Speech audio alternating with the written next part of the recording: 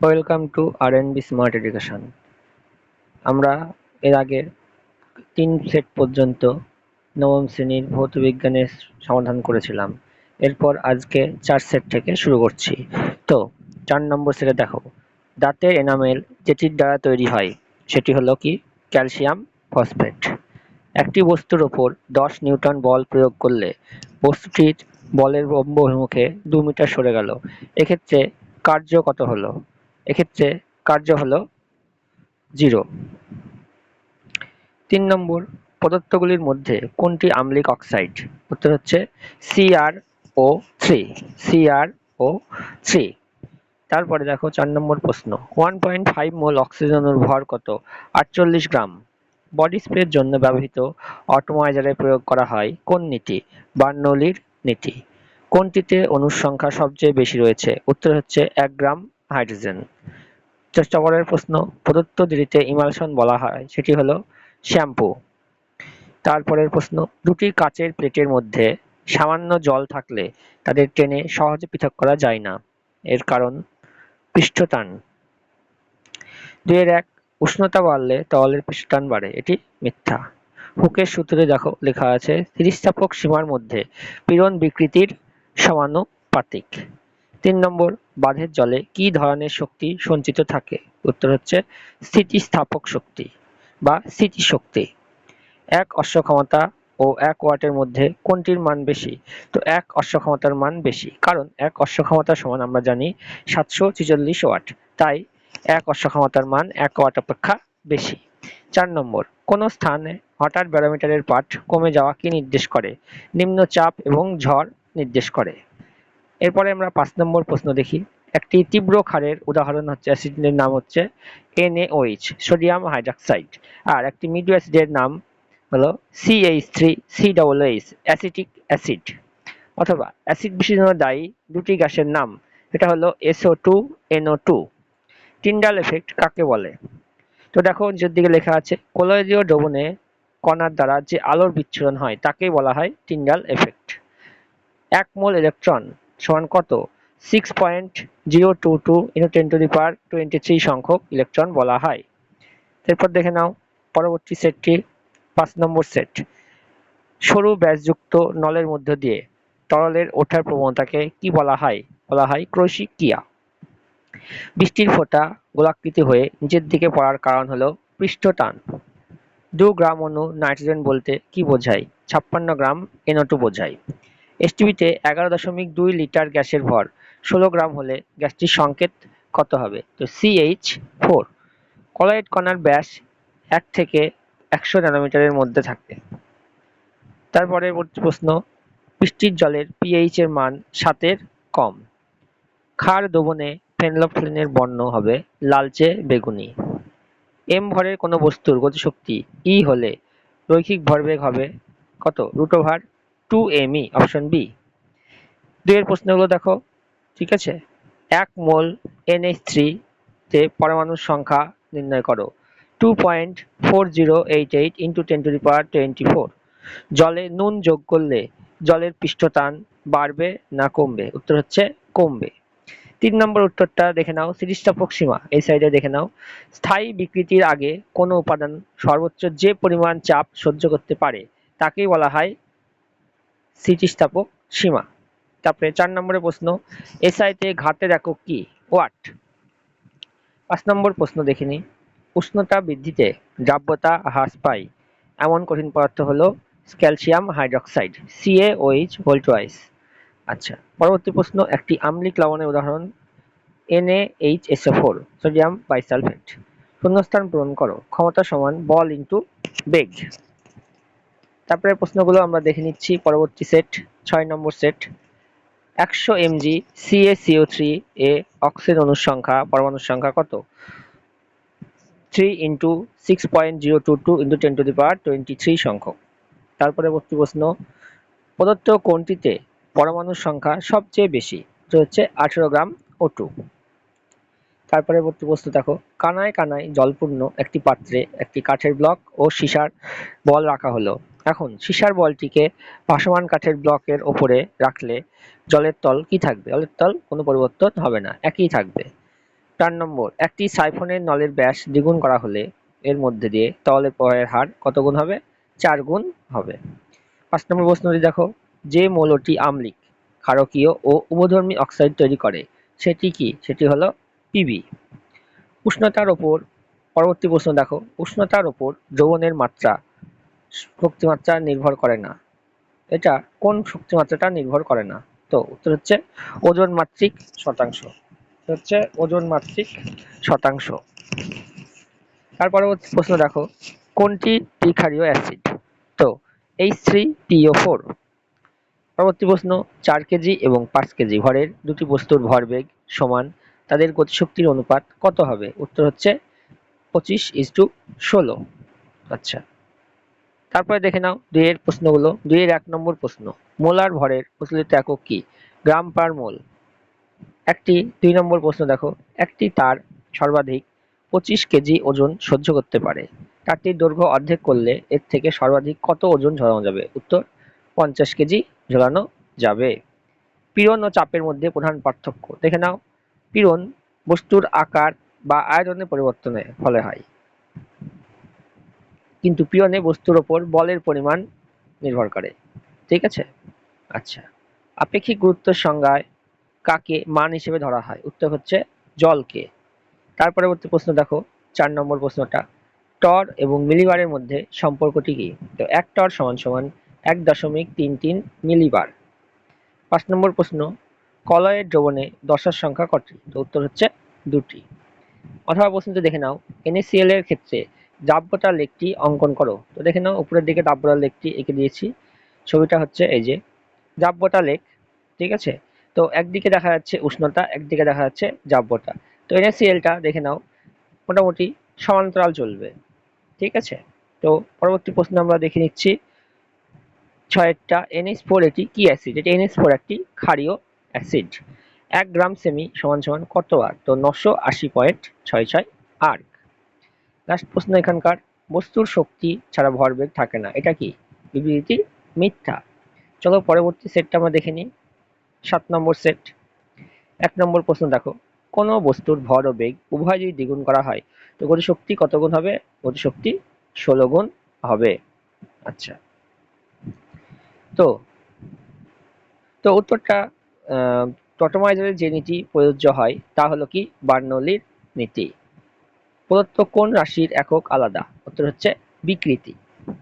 পরবর্তী প্রশ্ন দেখো, মানব শরীরে রক্তের পিএইচ এর মান কত? তো মানব শরীরে রক্তের পিএইচ এর মান 6.5। 5 নম্বর প্রশ্ন দেখো, সোনা দ্রবীভূত করতে পারে এরকম হচ্ছে ধাতুটি হচ্ছে অ্যাকোয়া রিজিয়া। প্রদত্ত কোনটি কলয়ের দ্রবণ নয়? উত্তর হচ্ছে শরবত। অ্যাভোগাড্রো সংখ্যার মান কত? অ্যাভোগাড্রো সংখ্যার মান 6.022 ইন্টু 10⁻23। অপশন ডি এরটা হবে। NaCl এর সংকেত ওজন কত?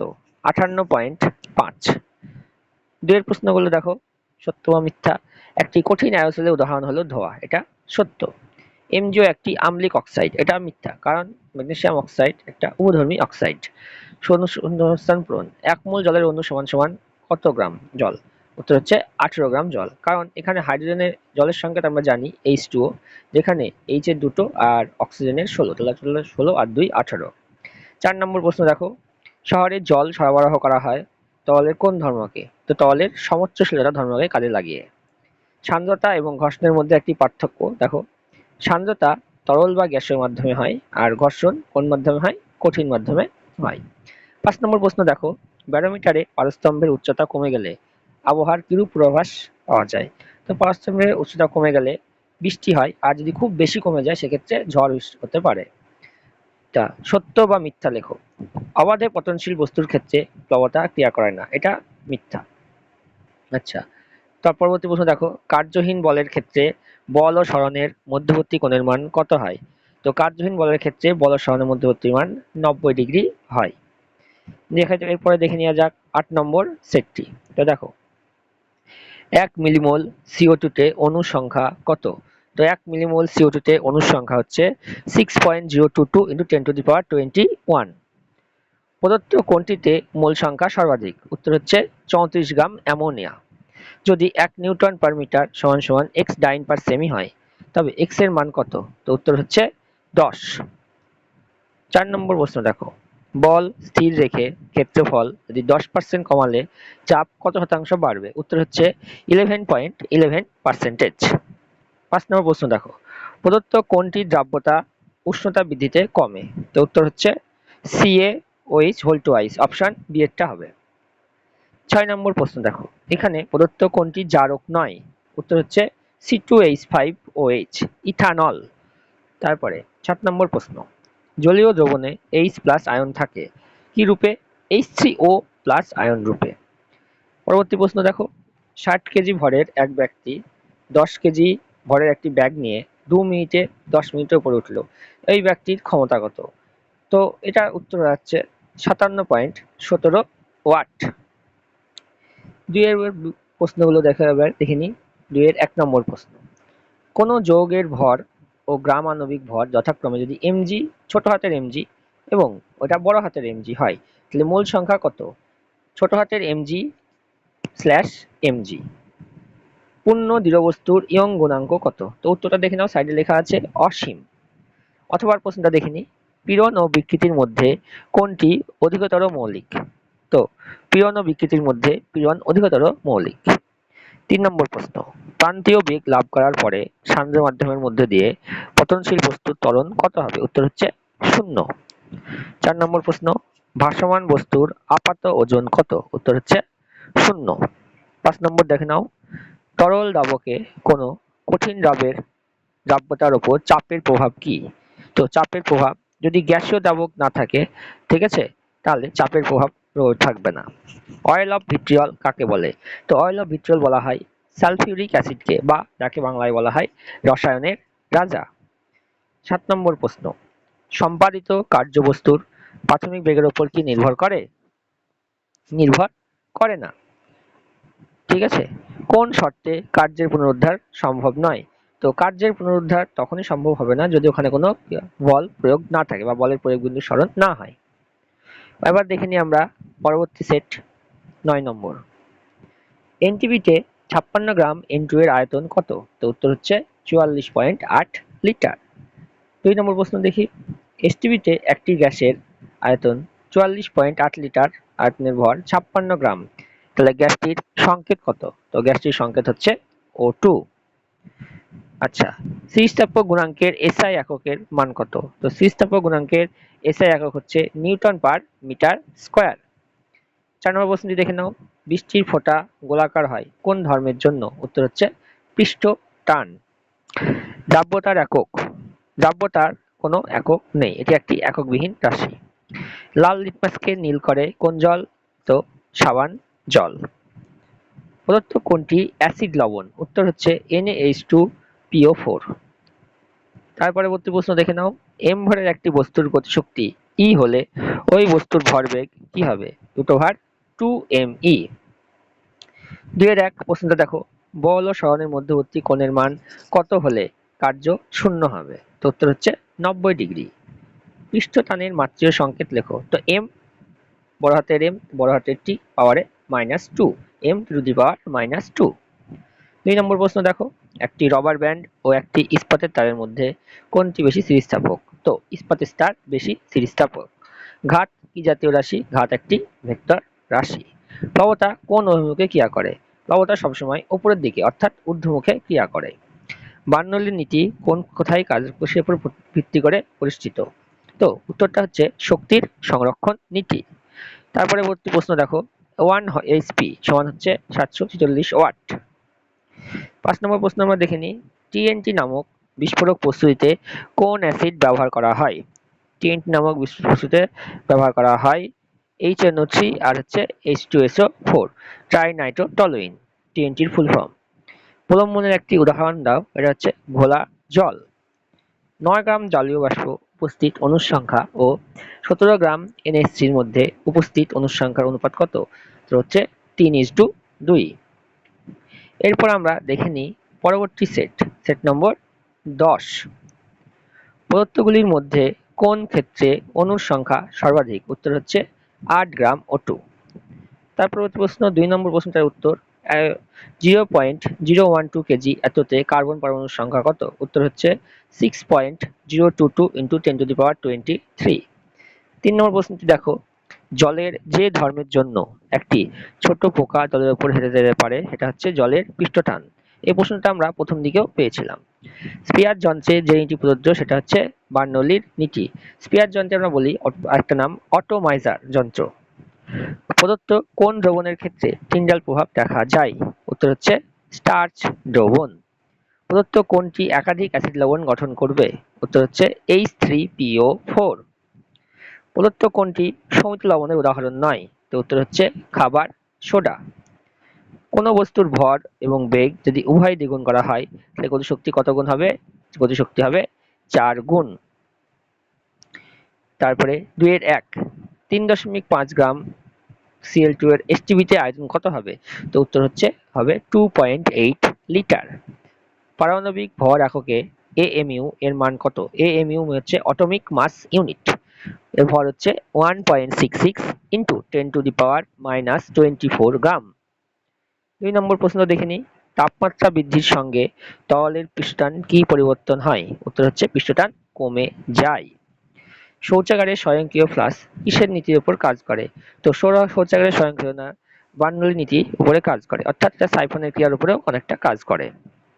4 নম্বর, লোহার আপেক্ষিক গুরুত্ব 7.8 হলে লোহার ঘনত্ব কত? 7800 কেজি পার মিটার কিউব। ব্যারোমিটারের পারস্তম্ভের উচ্চতা খুব দ্রুত কমে গেলে আবহাওয়ার কি পূর্বাভাস পাওয়া যায়? উত্তর হচ্ছে খুব কমে গেলে অতিরিক্ত ঝড় হওয়ার সম্ভাবনা থাকে, মানে খুবই ঝড়। 5 নম্বর প্রশ্ন আমরা দেখে নিই, উষ্ণতা বাড়লে প্রথমে বাড়ে দ্রাব্যতা এবং পরে কমে, এরকম হচ্ছে পদার্থ হচ্ছে গ্লোবাল লবণ বা গ্লোবাল সল্ট বলা হয়। 6 নম্বর প্রশ্ন, কোন ধাতু লঘু নাইট্রিক অ্যাসিডের সঙ্গে বিক্রিয়া করে এবং H2 উৎপন্ন করে? উত্তর হচ্ছে Mg, ম্যাগনেসিয়াম। তারপরে প্রশ্ন দেখো, ক্ষারীয় দ্রবণে মিথাইল অরেঞ্জের বর্ণ কি? তো ক্ষারীয় দ্রবণে মিথাইল অরেঞ্জের বর্ণ হচ্ছে হলুদ। তার পরবর্তী প্রশ্ন আমরা দেখে নিই, শক্তি একটি ভেক্টর রাশি, এটা মিথ্যা। এবার চলে যাচ্ছি আমরা আজকে পরবর্তী সেটটাতে। তো দেখে নাও পরবর্তী সেট নম্বর 11। পৃষ্ঠটানের একক কোন ভৌত রাশি এককের সঙ্গে অভিন্ন? উত্তর হচ্ছে স্প্রিং এর বল ধ্রুবকের সঙ্গে যুগ্ম। তারপরে ব্যারোমিটারের পারস্তম্ভের উচ্চতা ধীরে ধীরে কমতে থাকলে বুঝতে হবে কি যে বৃষ্টির সম্ভাবনা রয়েছে। 100 গ্রাম জল সমান সমান কত মোল জল? তো 100 মোল জল সমান সমান 5.56। 4 নম্বর প্রশ্ন, প্রকৃত দ্রবণে বিস্তৃত দশার ব্যাস কত? 10⁻⁻8 সেমি বা তার কম। লঘু অ্যাসিড দ্রবণের সঙ্গে বিক্রিয়ায় কোন ধাতুটি হাইড্রোজেন গ্যাস উৎপন্ন করতে পারে না? উত্তর হচ্ছে কপার, অর্থাৎ Cu। প্রদত্ত কোন পদার্থটি তীব্র জলাকর্ষী ধর্ম বর্তমান? উত্তর হচ্ছে গাঢ় H2SO4। একটি N পরমাণুর প্রকৃত ভর কত? 14 গ্রাম, অ্যাকচুয়াল 14.01 গ্রাম হয়। Z সমান সমান কার্যবাহী ক্ষমতা হলে Z কোন রাশি? উত্তর হচ্ছে সময়। আমরা এখানে জানি কৃতকার্য সমান, ঠিক আছে, ক্ষমতা বাই সময়, তাহলে এখানে আমরা কি থাকছে Z সমান সমান কি হলো? সময়। তারপর মিলে নাও বাম স্তম্ভ এবং ডান স্তম্ভ। 1 নম্বর দেখো, একক ক্ষেত্রফলে প্রযুক্ত ঘাত কি হবে? প্রযুক্ত ঘাতকে বলা থাকে চাপ। 2 নম্বর দেখো, পদার্থের একক আয়তনের ভরকে কি বলা হয়? উত্তর হচ্ছে ঘনত্ব। একক দৈর্ঘ্যে ক্রিয়াশীল বল হচ্ছে পৃষ্ঠ টান। কলের কণাগুলির সাহায্যে আলোকরশ্মির বিচ্ছুরণকে টিন্ডাল প্রভাব বলা হয়। কড লিভার হলো একটি ইমালশনের উদাহরণ, অর্থাৎ ইমালশন। তারপর দেখো, এসআইতে 1 মোল পরিমাণ CO2 এর ভর কত? উত্তর হচ্ছে 44 গ্রাম, যেখানে কার্বনের ভর হচ্ছে 12 আর অক্সিজেন হচ্ছে 16। 16 দুগুণে কত? 32। 32 আর কার্বনের 12, টোটাল হচ্ছে 44 গ্রাম। এবার দেখো 2 নম্বর প্রশ্নটা, একটি অ্যাসিডের নাম লেখো যা আম্লিক লবণ উৎপাদন করতে পারে। তো উত্তর হচ্ছে অ্যামোনিয়াম ক্লোরাইড, NH4Cl। এরপর দেখে নাও একটি উভধর্মী অক্সাইডের উদাহরণ। উভধর্মী অক্সাইড হচ্ছে জিঙ্ক অক্সাইড, যারা অ্যাসিড এবং ক্ষার উভয়ের সঙ্গে বিক্রিয়া করে এবং লবণ ও জল উৎপন্ন করে। বাঁধের জলে কি ধরনের শক্তি সঞ্চিত থাকে? তো হচ্ছে স্থিতিস্থাপক শক্তি বা স্থিতি শক্তি। এরপর আমরা দেখে নিচ্ছি পরবর্তী সেটটা, সেট নম্বর 12। একটি তরলে দুটি স্তরের মধ্যে ক্রিয়াশীল সান্দ্র বল স্তর দুটির আপেক্ষিক বেগ কি করে? হ্রাস করে। কোন পদার্থটির স্থিতিস্থাপকতা সর্বাপেক্ষা বেশি? উত্তর হচ্ছে ইস্পাত। এসটিপিতে 7 গ্রাম নাইট্রোজেন গ্যাসের আয়তন কত হবে? তো উত্তর হচ্ছে 11.2 লিটার। C2H4 এর মোলার ভর হবে কত গ্রাম? 28 গ্রাম পার মোল। তারপরে দেখো, বিস্তৃত দশা গ্যাসীয় ও বিস্তার মাধ্যমে তরল এমন কলয়েডের উদাহরণ হচ্ছে সাবানের ফেনা। পরবর্তী প্রশ্ন দেখো, অ্যাসিড এবং ক্ষার উভয়ের সঙ্গেই বিক্রিয়া করে এবং H2 গ্যাস উৎপন্ন করে এমন একটা ধাতু হচ্ছে কি? জেডেন। ঠিক আছে, এখানে MgO হতে পারে। পাতিলেবুর রসের মাত্রা হলো কি? 2.2। অ্যাকচুয়াল 2 থেকে 3 এর মধ্যে থাকে। 2 কেজি ভরের একটি বস্তুর গতিবেগ 4 মিটার পার সেকেন্ড হলে বস্তুটির গতিশক্তি কত? উত্তর হচ্ছে 16 জুল। তারপরটি শূন্যস্থানগুলো দেখে নাও। 2 এর 1 1 পাস্কাল সমান সমান 10 ডাইন পার সেমি স্কয়ার। 2 নম্বর প্রশ্ন, ব্যারোমিটারে পারদের লেভেল হঠাৎ নেমে গেলে কিসের পূর্বাভাস পাওয়া যায়? তো হঠাৎ নেমে গেলে ঝড় বা বৃষ্টি। সত্য বা মিথ্যা লেখো। পীড়ন এর একক ও চাপের একক আলাদা, এটা মিথ্যা। 48 গ্রাম অক্সিজেন গ্যাসে অণুর সংখ্যা কত? উত্তর হচ্ছে 9.0345 ইন্টু 10⁻23। শূন্যস্থান পূরণ করো। এখানে ওপরে হবে বল ইন্টু সরণ আর নিচে হবে সময়। 5 নম্বর প্রশ্নটা দেখো, প্রলম্বনের ডাবের কণার ব্যাস কত? 1 নিউটন মানে 1 ন্যানোমিটার। ঠিক আছে, এবার দেখো, জীবাণুনাশক হিসেবে ব্যবহৃত হয় এমন একটি দুটি ইমালশনের নাম লেখো। তো উত্তর হচ্ছে ফিনাইল। ফিনাইল ও ডেটল। তার পরবর্তী প্রশ্ন দেখো, প্লবতার এসআই একক কি? উত্তর হচ্ছে নিউটন। 7 নম্বর প্রশ্ন, সালফিউরিক অ্যাসিডের একটি শিল্প ব্যবহার করো। দেখো, এটি সার তৈরিতে ব্যবহার করা হয়। বিভিন্ন ধরনের সার, এছাড়া চুন বা আমরা জানি বিভিন্ন ধরনের রাসায়নিক যেগুলো সারগুলো পাওয়া যায় সেগুলোতে সালফিউরিক অ্যাসিড থাকে। একটি ক্ষারকীয় অক্সাইডের নাম লেখো। উত্তর হচ্ছে sodium hydroxide. Sodium hydroxide, NaOH। Sodium hydroxide বা NaOH। এরপর দেখে নিই আমাদের লাস্ট সেট, 13 নম্বর সেট। ঠিক আছে, ভৌতবিজ্ঞানের দ্বিতীয় পর্যায়ক্রমিকের সর্বশেষ সেটটি। তো স্প্রিং বয়ের বল ধ্রুবকের মাত্রিয় সংকেত m⁻²। কোন নলের মধ্যে দিয়ে জলের বেগ 1 মিটার পার সেকেন্ড স্কয়ার হলে বেগ শীর্ষ কত হবে? 5 সেমি হবে। তার পরবর্তী প্রশ্ন, 3 নম্বর প্রশ্নটি, 200 ডাইন বল প্রয়োগের ফলে একটি বস্তু বলের অভিমুখে 4 মিটার সরে যায়, তাহলে কৃতকার্য কি হয়? 0.008 জুল। 4 নম্বর প্রশ্ন, একটি কার্বন 12 পরমাণুর তুলনায় একটি সালফার পরমাণু মোটামুটি ভাবে কত গুণ ভারী? উত্তর হচ্ছে 32 গুণ ভারী। 36 গ্রাম জলে অণুর সংখ্যা কত? উত্তর হচ্ছে 12.044 ইন্টু 10⁻23। আচ্ছা, তারপরে উষ্ণতা বৃদ্ধিতে পটাশিয়াম নাইট্রেটের দ্রাব্যতা প্রায় অপরিবর্তিত থাকে। প্রদত্ত কোনটি শমিত লবণ নয়? উত্তর হচ্ছে NaCl। 8 নম্বর প্রশ্নে দেখো, NaCl এর জলীয় দ্রবণে ফেনলফথ্যালিন যোগ করলে দ্রবণের বর্ণ কি হয়? দ্রবণের বর্ণ হবে বর্ণহীন। তো 2 নম্বর প্রশ্নগুলো দেখে নিই। কোন বস্তুর গতিশক্তি ঋণাত্মক হতে পারে কি? তো উত্তর হচ্ছে না। তো কারণটা দেখো, কারণ এটি ভর ও বেগের উপর নির্ভর করে। কারণ গতিশক্তি নির্ভর করে ভর ও বেগের উপরে, আর বস্তুর ভর সর্বদা কি হয়? ধনাত্মক হয়। তাহলে উত্তরটা কি হলো, যে কোন বস্তুর গতিশক্তি ঋণাত্মক হতে পারে এটা না, কারণ বস্তুর গতিশক্তি নির্ভর করে ভর এবং বেগের উপর। কারণ আমরা জানি গতিশক্তির সূত্র হচ্ছে E = 12 mv², যেখানে m হচ্ছে বেগ ভর আর v হচ্ছে বেগ। তাই আর বস্তুর ভর কখনো ঋণাত্মক হতে পারে না, সর্বদা ধনাত্মক হয়, তাই কখনো এটা সম্ভব নয়। পরবর্তী প্রশ্ন দেখো, 2 নম্বর, কৃত্রিম উপগ্রহে আর্কিমিডিসের সূত্র প্রযোজ্য হয় কি? তো যুক্তি হচ্ছে না, কৃত্রিম উপগ্রহে অভিকর্ষ থাকে না, তাই জন্য আর্কিমিডিসের সূত্র এখানে প্রযোজ্য হয় না। তার পরবর্তী প্রশ্ন দেখো, প্রকৃত দ্রবণ 1 মোল অণু হাইড্রোজেনের ইলেকট্রন সংখ্যা কত? তো উত্তর দেখো লিখে দিয়েছি সাইডে। তো উত্তরটা হচ্ছে 12.046 ইন্টু 10⁻23। তো দেখো, এর আগের লাইনে একটা প্রশ্ন মিস গিয়েছে, সেটা হচ্ছে 3 নম্বর প্রশ্ন। দেখো, কোন জলের উপরে লম্বভাবে প্রযুক্ত বল 10 নিউটন হলে ক্ষেত্রফল 0.1 মিটার স্কয়ার হলে চাপ কত হবে? তো চাপ হবে 100 পাস্কাল। তো কি হবে এটা? আমরা জানি চাপ সমান সমান বল বাই ক্ষেত্রফল, অর্থাৎ 10 বাই 0.1। এটার ক্ষেত্রফল করলে আমাদের আসবে 100 PA। আচ্ছা, এবার দেখে নিই চারের প্রশ্নগুলো হলো, চারের প্রশ্ন হচ্ছে কার্যহীন বল ছাড়া আর কোন ক্ষেত্রে বলের দ্বারা কৃতকার্য সমান শূন্য হওয়া সম্ভব কি? তো বল ও সরণের মধ্যের কোণ যদি 0 ডিগ্রি হয় তাহলে কৃতকার্য শূন্য হবে। ঠিক আছে, এবার আমরা 5 নম্বরের যে অথবা প্রশ্নটি ছিল সেটাকে দেখে নিই। 0.5 মোল জলের অনুর ভর কত? তো দেখে নাও, এটা হচ্ছে 9 গ্রাম। কারণ আমরা জানি জলের ক্ষেত্রে 1 মোল মানে হয় 18 গ্রাম, তাহলে হাফ মোল মানে কত গ্রাম হবে? হাফ মোল মানে হবে 9 গ্রাম। প্রকৃত দ্রবণে ডাবের কণাগুলির ব্যাস কত?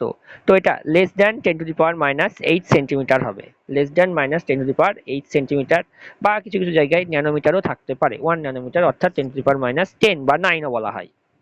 এবার দেখো কি বলছে, সম্পৃক্ত দ্রবণে তাপ প্রয়োগ করলে দ্রবণটি কি হয়ে যায়? অসম্পৃক্ত হয়ে যায়। কি হয়ে যায়?